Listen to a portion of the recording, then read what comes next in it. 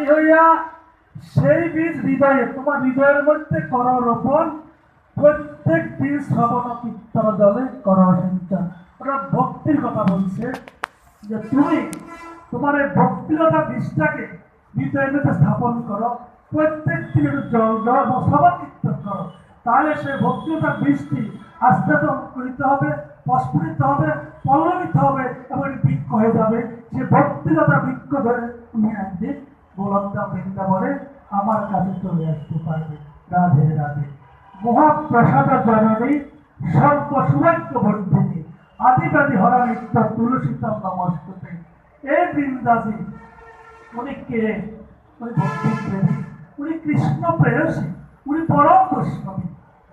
যাকে ভক্তি করলে মহাপ্রসাদ জননী বলছিলাম যে আপনি যত ভোগ বিরাট দেন, 56 নম্বর ভোগ দেন, তুলসী না দেন, ভগবান আপনার ভোগ গ্রহণ করবে না।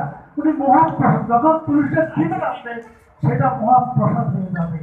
আর ওনার তখন আসন রইলে আদি ব্যাধি হরা মুক্তি, যত আদি ব্যাধি আছে, রোগ ব্যাধি আছে, সপ্তাহ আছে, পাপ্তাম আছে, সব আপনার ভক্তির কৃপা আপনি মুক্ত হয়ে যাবেন। রাধে রাধে।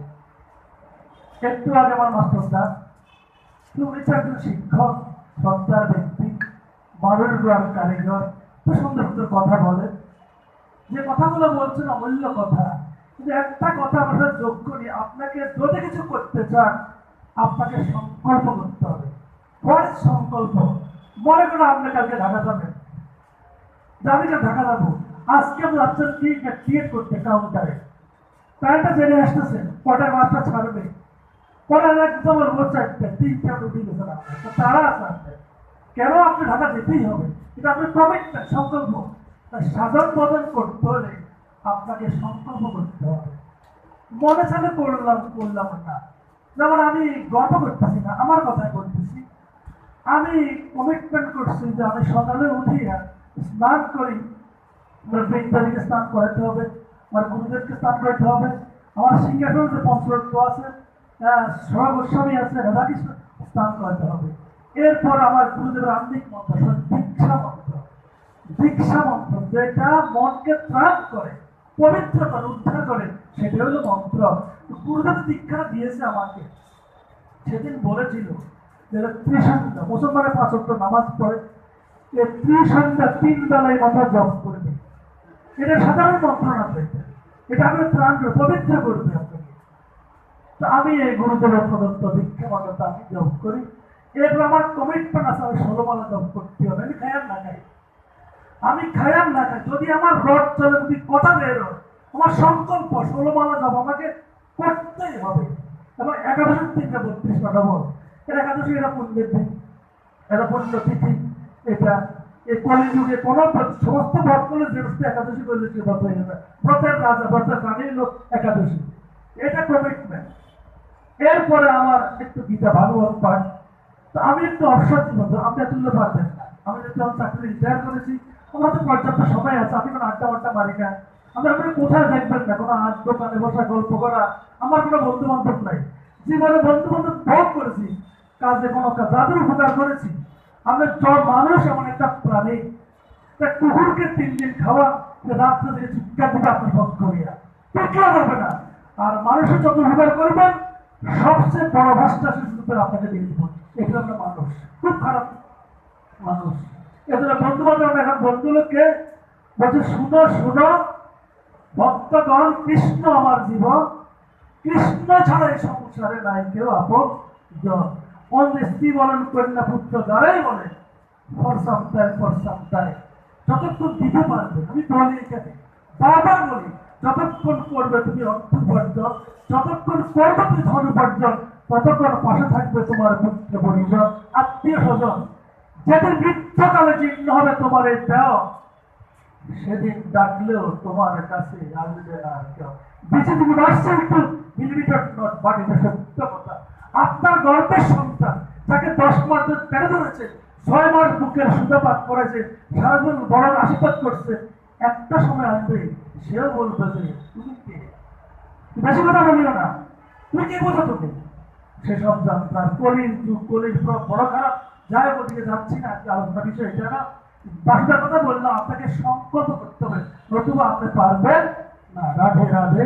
তো আজকে আমি তো একটু কিঞ্চিত ভাগবতের কথা আলোচনা করি।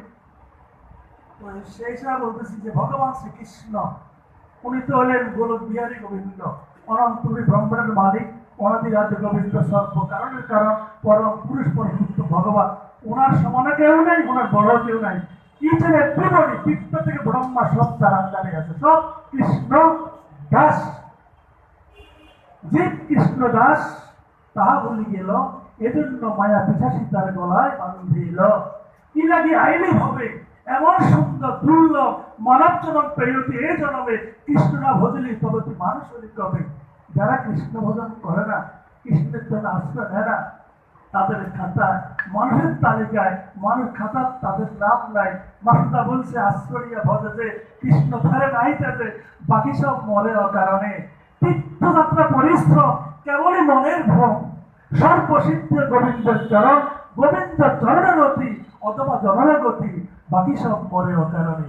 কৃষ্ণ যা supreme, he is the greatest, he is Almighty god, he can do everything. শুধু আপনাকে কৃষ্ণ চরণে আস্থা নিতে হবে, নতুবা আপনাকে উপায় নেই। তার আগে গুরুদেবের চরণ করতে হবে। এই যে কৃষ্ণর কথা বলবো আজকে ভাগবত থেকে, এটা দশতম স্কন্ধ দ্বিতীয় অধ্যায়। কৃষ্ণ আমরা বলি অনেকে, আমার জন্ম মায়ের থেকে কৃষ্ণ জন্ম দেবীর ঘরে। আর আমার মা কি দেবকী এক মজা হইল? দেবকী 12,000 বছর তপস্যা করছে কৃষ্ণকে পুত্র পাওয়ার জন্য। ওই ভক্ত ভগবান তার যে মা, তার যে আকাঙ্ক্ষা দেবকী, সে আকাঙ্ক্ষা পূরণের জন্য মনোরূপণ তার পুত্র রূপে সে নররূপ আসছে। কৃষ্ণের জন্ম নাই, কর্ম নাই। গীতার 4th অধ্যায় 4 নম্বর শ্লোক, জন্ম কর্মস দিব্যমেব যো ব্যক্তি তত্ত্বত ত্যক্ত্বা দেহং পুনর্জন্ম নয়তি নির্বিঘ্নে। বলছে আমার জন্ম দিব্য, কর্ম দিব্য, এটা যারা জানতে পারে সে তাকে মৃত্যুর পর আর জন্মগ্রহণ করতে হবে না। 7ম অধ্যায় বলছে মত্ত পরতর নন্য কিঞ্চিত ধনঞ্জয় ময়ি সর্ববিদ ব্রত সূত্রে মণি গণাইব। হে অর্জুন, হে পিতার পুত্র অর্জুন, আমার থেকে মত্ত পরতর নন্য কিঞ্চিত, আমার থেকে বড়, আমার সমান এই পৃথিবীতে কেউ নাই। সুতার মধ্যে মালা সম্পদের কথা থাকে, এই পৃথিবীর যা কিছু আছে সব আমার মধ্যে অবস্থান করে। রাধে রাধে। কিন্তু আমরা কেন বলি কৃষ্ণ মানুষ? কৃষ্ণ বলে গেছে আজ থেকে 5,500 বছর পূর্বে, বহুরাম জন্ম নামন্তে জ্ঞান বাননম প্রভৃত্যতে বাসুদেব সর্বমিতি সমাদ দুর্লভ। আমি কৃষ্ণ যে ভগবান, সর্বকারণের কারণ, এটা জানতে হলে বহু বহু জন্ম লাগবে, বহু রাম জন্ম নামন্তে, বহু জন্মের পর একজন গুণী, একজন জ্ঞানী ভক্ত বুঝতে পারবে আমি বাসুদেব কৃষ্ণ সর্বকারণের কারণ। যে জানতে পারবে এর মহাত্মা সুদুর্লভ। যারা কৃষ্ণ ভজন করে তারা মহাত্মা, তারা সুদুর্লভ মহাত্মা। যা আমরা গীতার দিয়ে গেলে, গীতার কথা কথা বলছি, এসব তার বলবো না। ভাগবতে ভগবানের জব্দতে আমার মতন না, তাই শুনে না ভগবান থেকে তোমার বলতেছি। বলছে পরমেশ্বর ভগবান শ্রীকৃষ্ণের কৃষ্ণদের দেবকীর বংশের কারাগারে আসবে, এই বার্তাটা সৃষ্টির ব্রহ্মা জানতে পারছে, দেবাদেব মহাদেব জানতে পারছে। কৈলাসপতি দেবাদেব মহাদেব জান, তারা কি করলেন? আগে জানতে পারিয়া সৃষ্টিকর্তা ব্রহ্মা, দেখেন দেবাদেব মহাদেব, দেবরাজ ইন্দ্র ও স্বর্গের দেবতাগণ বংশের কারাগারে তারা উপস্থিত হইয়া, শুধু আসার আগেই তারা চলে গেল কারাগারে। তারা কে গেল? ব্রহ্মা গেল, ইন্দ্র গেল, কৈলাস দেবাই মহাদেব গেল, দেবতারা যাইয়া ওইখানে সংস্কৃতি আরম্ভ করলেন। তারা শ্রী গোবিন্দকে হরি বলি সম্বোধন করিয়াছেন, কারণ শ্রী ভগবানের চরণে শরণাগত ব্যক্তির সকল দুঃখ কষ্ট পাপ তাপ হরণ করেন বলিয়া তার নাম হরি। তাই ভগবান আরেক নাম সর্ব দুঃখ হরণকারী। একমাত্র আপনার যত দুঃখ আছে, কষ্ট আছে, বেদনা আছে, হীনদের প্রতি সেসব জানে এবং তিনি হরণ করতে পারেন। এই জন্য তার নাম সর্ব দুঃখ হরণকারী। শ্রী ভগবান ব্রহ্মাণ্ড হতিক্ত হোক বা না হোক, উনি পৃথিবীতে আসুক বা না আসুক, তার চরণের দর্শন আপনি পান বা না পান, কিন্তু কেউ যদি কায়মন বাক্যে শ্রদ্ধা ভক্তি সহকারে ভগবানের চরণ শরণাগত, হে কৃষ্ণ আমি আজ থেকে তোমার হইলাম, কৃষ্ণ তোমার হইলাম যদি বলে কেউ একবার, কৃষ্ণ তারে ভবসাগর থেকে করেন পার। ভাগবত বলছে কৃষ্ণ পৃথিবীতে আসুক বা না আসুক, তাকে দর্শন পান বা না পান, যদি আপনি তাকে সর্ব কারণের কারণ জানিয়া ভগবান স্মরণ করিয়া তার শরণাগত হন, তাহলে ভক্ত বসু ভগবান সর্ব দুঃখ হইতে আপনাকে রক্ষা করবেন। ব্রহ্মা আরো বলেছেন, সংসার আসক্ত চিত্ত যদি কেহ হরিকে স্মরণ করে তাহলে তার সর্বপাপ হবে। আমরা সংসার, শুধু সংসার আসক্ত না, আমরা বিষয় আসক্ত, স্ত্রীর প্রতি আসক্ত, ছেলেরা পুরা আসক্ত। এখানে অপশন দিচ্ছে কোলের জীবের জন্য। ব্রহ্মা বলতেছে, ভগবান অভিভাবক, তুমি যদি সর্ববিষয়ে আসক্ত হও, তারপর ভগবানের আশ্রয় নাও, ভগবান তোমাকে সর্ববিধ পাপ থেকে রক্ষা করবেন। ভক্ত বৎসল ভগবান, যে হরিকে স্মরণ করা মাত্র জীবের সকল দুঃখ দূর হয়ে যায়, কিন্তু স্বয়ং ব্রহ্মাণ্ড অধীন হলে জীবের যে কোনো দুঃখের রেশ থাকবে না। তা বড় রহস্য বলছে, যে ভগবানকে শুধু মনে মনে মনে মনে স্মরণ করলে জীবের সকল দুঃখ ডুবে যায়, তিনি যদি স্বয়ং পৃথিবীতে আসেন তাহলে জীবের দুঃখ থাকবে না, কোনো সন্দেহ নাই। সেই ভগবান বলেন ঈশিতা। ঈশিতা শব্দের অর্থ কি? সর্বেশ্বর, মানে সর্বনিয়ন্ত্রক, সর্বাকর্ষক, সর্বযাত্রা, শিশিটা সর্বেশ্বর। হ্যাঁ, সর্বেশ্বর মানে তিনি হলেন সর্বকারণের কারণ, ঈশ্বর পরম কৃষ্ণ। কে বলছে? কৃষ্ণ ব্রহ্মা বলছে, আমি বলি নেই। ঈশ্বর পরম কৃষ্ণ, সচ্চিদানন্দ বিগ্রহ, অনাদির আদি গোবিন্দ, সর্বকারণের কারণ। এই পৃথিবীতে যত কারণ আছে, যে হাতটা তুললাম, কথা বলতেছি, এটাও কৃষ্ণের হুকুম। কারণ মুসলমানরা স্বীকার করে যে আল্লাহ হুকুম ছাড়া গাছের পাতাও নড়ে না। এখানে বলছে কৃষ্ণ হল সর্বকারণের কারণ। তার ইচ্ছাদিত পৃথিবীর একটি ধূলি কণাও, একটা ধূলি এখান থেকে করে না কৃষ্ণ হুকুম ছাড়া। তার ইচ্ছাদিত পৃথিবীর ধূলি কণাও কিংবা একটি গাছের পাতাকে, কোরআনের কথা ভগবান কোরআন বলছে আল্লাহ হুকুম ছাড়া গাছের পাতা নড়ে না, আর ভাগবত বলছে ঈশ্বর হুকুম ছাড়া ধূলি কণাও গাছের পাতাও, তাহার ইচ্ছাতে আকাশে চন্দ্র উঠতেছে, সূর্য উঠতেছে, গ্রহ নক্ষত্র তারকাদি নিজ নিজ কক্ষপথ অবস্থান করিয়া তারা জগৎ কার্য। এই যে আকাশের চন্দ্র, সূর্য, গ্রহ নক্ষত্র, এগুলো সব কৃষ্ণের ইচ্ছায়, তার আদেশে তারা জগৎ করতেছে। তার ইচ্ছাতে নদ নদী প্রবাহিত, নদীতে গঙ্গা, যমুনা, সরস্বতী, গোদাবরী, যা যা আছে নদী, সমস্ত নদীর পানিগুলা কৃষ্ণের ইচ্ছা। যদি কেউ যেয়ে থাকেন গঙ্গা থেকে জল নবদ্বীপ মায়াপুর যাবেন, এক ভাগ সবুজ এক ভাগ সাদা, আশ্চর্য বিচিত্র, এটা ভগবানের লীলা। আপনি যখন লুকাত করে নবদ্বীপ মায়াপুর যাবেন, দেখবেন যে অর্ধেক অংশ হলো ভোলা, মানে দূষণ লোক, আর অর্ধেক অংশ হলো সবুজ। How it is possible? It is possible believe because এটা ভগবান করতে পারে। তো তার ইচ্ছাতে নদী প্রবাহিত, তার ইচ্ছাতে অসুরগণ পৃথিবীতে অত্যাচার করিয়া পৃথিবীর বাস হইয়াছে।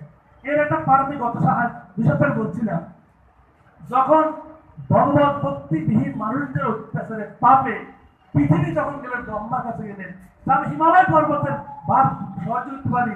যারা ধর্মবিহীন, ভগবত বিমুখ, যারা ভগবত ভক্ত আচরণ, তাদের বাস বহন করা আমার পক্ষে সম্ভব না।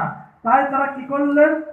পৃথিবী সহ ব্রহ্মা এবং দেবতাগণ ক্ষীরসাগর তীরে গিয়া ক্ষীরসায়ী ভগবানের শরণ হইয়াছে। আবার তার ইচ্ছাতে ক্ষীরসায়ী ভগবান পৃথিবীতে আগমন বার্তা প্রেরণ করিয়া দেবতারা যখন তারা গেলেন, ঠিক আছে, আমি কিছুদিন পরে স্বয়ং ভগবান কৃষ্ণ রূপে জগতে আসিল্লা করব, অসুরকে দমন করিব, পৃথিবী তোমাকে তোমার ভাব থেকে মুক্ত করিব, ভগবান বলছে। এরপরে বলতেছে, তারপর আবার তার ইচ্ছাতে ব্রহ্মায় দেবতাগণ কংসের কারাগার আসিয়া তত্ত্ব মহাত্ম বর্ণনা করিয়াছে। ওই যে ভগবানের ইচ্ছে, যে ব্রহ্মা গেল, শিব গেল, নারদ গেল, ইন্দ্র গেল, এরা তার ইচ্ছাতে তারা আসার আগে কারাগারে রইয়া ভগবানের গুণ কীর্তন করতেছে। তার সুতরাং ব্রহ্মায় দেবতাগণ বলিলেন, আপনি ঈশিতা, অর্থাৎ আপনি সর্বেশ্বর, আপনার ইচ্ছাতে পৃথিবীর ভার হইতে পারে। আপনি অপার করুণায় বলিয়া দেবকী হৃদয়ে অবস্থান করিয়া স্বয়ং পৃথিবীতে আসিয়াছেন। আপনি আপনার দেবকী গর্ভ জন্ম বার্তা জানিয়ে আমরা সকলে আশ্বস্ত হয়েছে যে একমাত্র পৃথিবীর ভার আপনি হরণ করিতে পারিবেন, আর এই পৃথিবীর ভার কেউ হরণ করতে পারবে না। আপনার আরো কত না অবহিত করুণা আমি লাভ করিব তাহাতে কোনো সন্দেহ নাই। ভগবান অজ, অজ মানে কি? জন্ম মৃত্যু নাই, ছেলে অজ, অজন্মা, পুনরূপী জননম পুনরূপী। আমরা one after other coming and going. আমি আজকে একজন মরতেছে, আবার জন্মাচ্ছে, one after another coming and going. একজন আসতেছে, একজন যাইতেছে, এটা হলো পুনরূপী জন্ম। কিন্তু ভগবানের জন্ম এরকম না। তাহলে যদি ভগবানের জন্ম মানুষের মতো হয়, তাহলে জগতের জন্মের সামঞ্জস্য রক্ষা করা দূর হইয়া পড়িবে। কারণ প্রতিটি জীব, সকল জিনিসের একজন জনক আছে। আমারও জনক আছে, আমার বাবার জনক আছে, আমার প্রপিতামার জনক আছে। গড পঠাদি, যারা কামার কুমার মাঠটা ভাঙ তৈরি না, গড পঠাদি জাগতিক বস্তু দিয়া তৈরি হয়, তাহারও জনক আছে। শ্রী ভগবানের জন্ম হয়, তাহলে তাহারও জনক থাকা উচিত। বা শ্রী ভগবানের যিনি জনক, তার যদি জন্ম হয়ে থাকে, তো তাহারও জনক আছে। এইভাবে যদি জন্ম জনকের দ্বারা স্বীকার করিতে হয়, তাহলে পরম তত্ত্ব বলি আর কিছু থাকতে পারে না। সুতরাং সকলের মূল থেকে যে সকলের মূল যে কে, তাহার নিরূপণ নির্ধারণ করা যাবে না। এজন্য শাস্ত্র বলেছে সৎ কারণ করুণাদি বাধিব, অর্থাৎ ভগবান কৃষ্ণই সকলের কারণ। তিনি সর্বকারণের কারণ, তাহার কোনো কারণ নাই। শ্রী ভগবান জন্মরহিত হইয়াও স্বেচ্ছায় জন্মগ্রহণ করেন। তার জন্ম নয়, বাট তিনি আসেন। কেন আসেন? ওই যে যদা যদা হি ধর্মস্য গ্লানি ভবতি ভারত উত্থান অধর্মস্য তদাত্মনসিদামিহ পরিত্রাণায় সাধনা বিনাশ দুষ্কৃতাম ধর্ম সংস্থাপনার্থ সর্বভাবে যোগী যোগে। উনি তিনটা কারণে দুষ্টের দমন, শিষ্টের পালন ও ধর্মটাকে আবার পুনরায় স্থাপন করা হবে। যেমন ইহাই তার অচিন্ত শক্তি। এজন্য তার জন্ম দিব্য, ওই যে জন্ম কর্ম দিব্য এবং যোগ ব্যক্তি তত্ত্ব ত্যাগ অধ্যায়ন জন্ম বলছি। আচ্ছা, দেবতাগণ দেবী গর্বত ভগবান শ্রীকৃষ্ণের প্রার্থনা করিয়া বলিতেছেন, আপনি বরাহ রূপে। কৃষ্ণ কোনো অবতার নয়, এটা আড়াই হাতে আছে প্রাদুর্ভাব। ভগবান 10টা অবতার আছে, এগুলো বিষ্ণুর অবতার। কৃষ্ণ বলে সমস্ত অবতার দেহের অংশ অংশ বিশেষ। কৃষ্ণ স্বয়ং পূর্ণ, সে কোনো অবতার নয়। এদেশে অংশ বলা কৃষ্ণ ভগবান স্বয়ং, একমাত্র কৃষ্ণ স্বয়ং ভগবান। আর যা আছে সব তার অংশ এবং বলা।